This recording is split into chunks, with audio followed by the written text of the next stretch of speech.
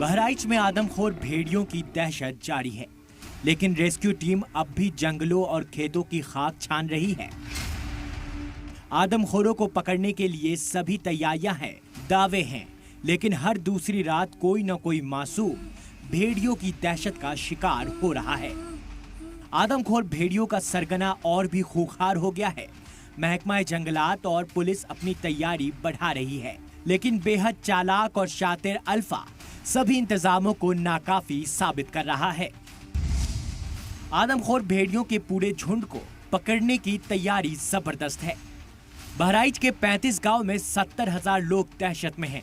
9 बच्चों समेत 10 लोगों की मौत हो चुकी है। आदमखोर को पकड़ने के लिए 25 टीमों को तैनात किया गया है। 9 की जगह 18 शार्प शूटर्स को भेड़ियों के शिकार की जिम्मेदारी दी गई है। महकमा जंगलात के 62 मुलाजमीन भेड़ियों की तलाश में जुटे हैं।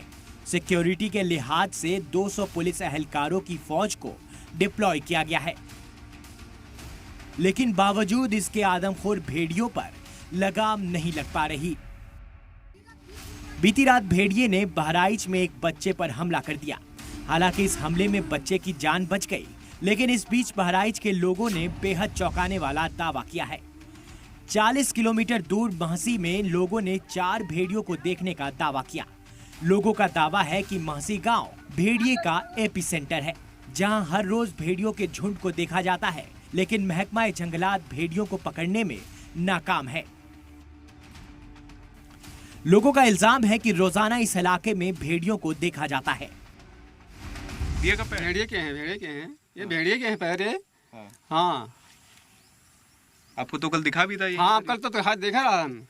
तो अब ये इंसानी बस्ती में आप देखिए ये किस तरह से जो भेड़िए के पैरों के निशान हैं। भेड़िए यानी अल्फा के पैरों के निशान सिर्फ खेतों में नहीं, बल्कि इंसानी बस्ती में भी है। कैमरे पर ऐसे दर्जन भर से ज्यादा निशान कैद हुए। ये है दूसरे पैर का निशान।